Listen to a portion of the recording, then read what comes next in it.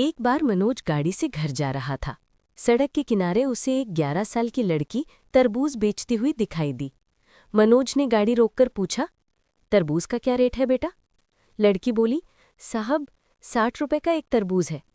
पीछे की सीट पर बैठी मनोज की पत्नी बोली, इतना महंगा तरबूज नहीं लेना जी, चलो यहाँ से। मनोज बोला, महंगा कहाँ है?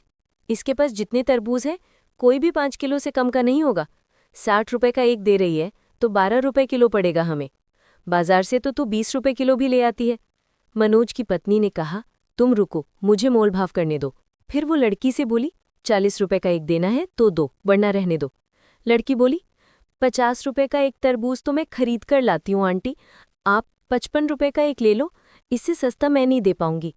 मनोज की पत्नी बोली, झूठ मत बोलो बेटा, सही रेट लगाओ। देखो ये तुम्हारा छोटा भाई है ना, इसी के लिए थोड़ा सस्ता कर दो। उसने खिड़की से झांक रहे अपने 4 वर्षीय बेटे की तरफ इशारा करते हुए कहा। सुंदर से बच्चे को देखकर लड़की एक तरबूज हाथों में उठाते हुए गाड़ी के करीब आ गई। फिर लड़के के गालों पर हाथ फेरकर बोली, सचमुच मेरा भाई तो बहुत सुंदर है आंटी। मनोज की पत्नी बच्चे से बोली, दीदी को नमस्ते बोलो बेटा। बच्चा प्यार से बोला, नमस्ते दीदी। लड़की ने गाड़ी की खिड़की खोलकर बच्चे को बाहर निकाल लिया।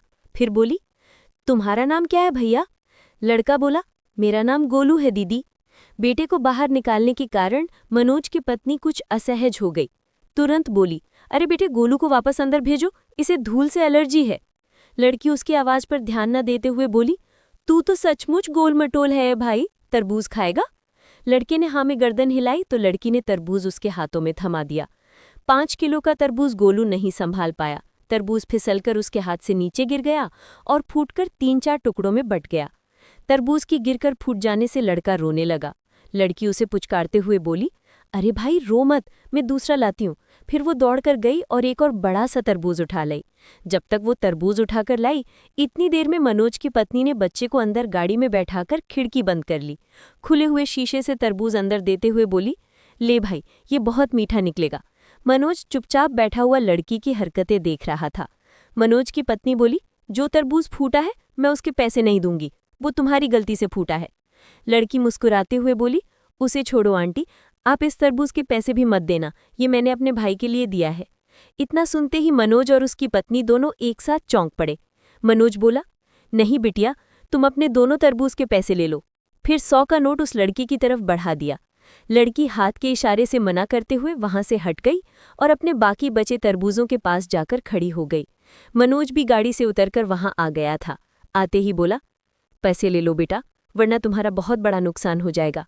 लड़की बोली, माँ कहती है जब बात संबंधों की हो तो हानि लाभ नहीं देखा जाता। आपने गोलू को मेरा भाई बताया, मुझे बहुत अच्छा लगा। मेरा भी एक छोटा सा भाई था, मगर। मनोज बोला, क्या हुआ तुम्हारे भाई को? वो बोली, जब वो 2 साल का था तब उसे रात में बुखार हुआ था। सुबह माँ हॉस्पिटल में ले जा पाती, उससे पहले ही उसने दम तोड़ दिया था। मुझे मेरे भाई की बहुत याद आती है। उससे 1 साल पहले पापा भी ऐसे ही हमें छोड़कर चले गए थे। मनोज की पत्नी बोली, ले बिटिया, अपने पैसे ले ले। लड़की बोली, पैसे नहीं लूंगी आंटी।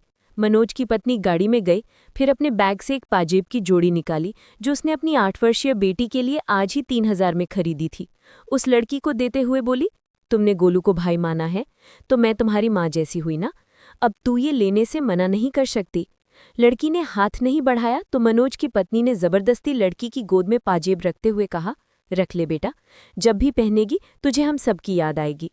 इतना कहकर वो वापस गाड़ी में जाकर बैठ गई। फिर मनोज ने गाड़ी स्टार्ट की और लड़की को बाय बोलते हुए चल पड़े। मनोज गाड़ी चलाते हुए सोच रहा था कि भावुकता भी क्या चीज़ है। कुछ देर पहले उसकी पत्नी 120 रुपए बचाने के लिए मोलभाव कर रही थी, कुछ ही देर में इतनी बदल गई जो 3000 की पाजेब दे आई।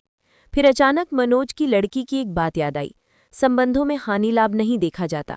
मनोज का प्रॉपर्टी के विवाद को लेकर अपने ही बड़े भाई से कोर्ट में मुकदमा चल रहा था। उसने तुरंत अपने बड़े भाई को फ़ोन मिलाया। फ़ोन उठाते ही बोला, भैया मैं मनोज बोल रहा हूँ। भाई बोला, क्यों फ़ोन किया? मनोज बोला, भैया आप वो मेन मार्केट वाली दुकान ले लो, मेरे लिए मंडी वाली छोड़ दो, और वो बड़े वाला प्लॉट भी आप ले लो, मैं छोटे वाला ले लूँगा। मैं कल ही मुकदमा वापस ले रहा हूँ। सामने से काफ़ी देर तक आवाज़ नहीं आई। फिर उसके बड़े भाई ने कहा, इससे तो तुझे बहुत नुकसान हो जाएगा छोटे। मनोज बोला, भैया आज मुझे समझ में आ गया है कि संबंधों में हानि लाभ नहीं देखा जाता, एक दूसरे की खुशी देखी जाती है। इधर से फिर खामोशी छा गई। फिर मनोज को बड़े भाई की रोने की आवाज़ सुनाई दी।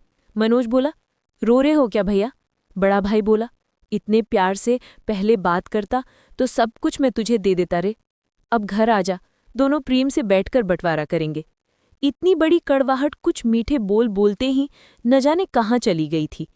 कल जो एक एक इंच जमीन के लिए लड़ रहे थे, वे आज भाई को सब कुछ देने के लिए तैयार हो गए थे। तो दोस्तों, कहानी पसंद आई हो तो वीडियो को एक लाइक और शेयर अवश्य करें, और चैनल पर पहली बार आए हो तो चैनल को सब्सक्राइब करें। धन्यवाद।